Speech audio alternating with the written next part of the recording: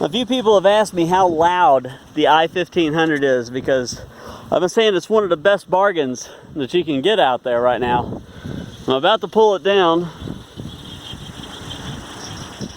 It is pretty windy though. I thought I'd just take a moment just to kind of demonstrate it. It's not very loud. It's just a constant swish.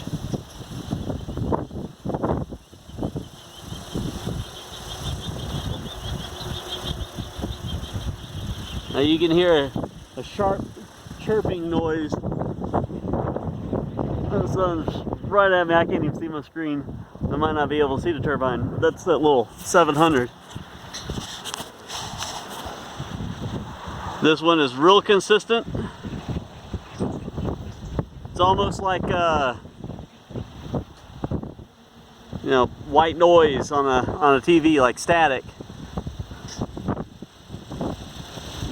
It's not intrusive.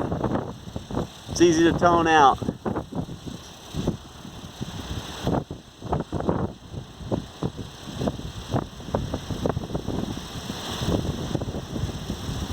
Alright, now we get on with the adventure of taking this damn thing down.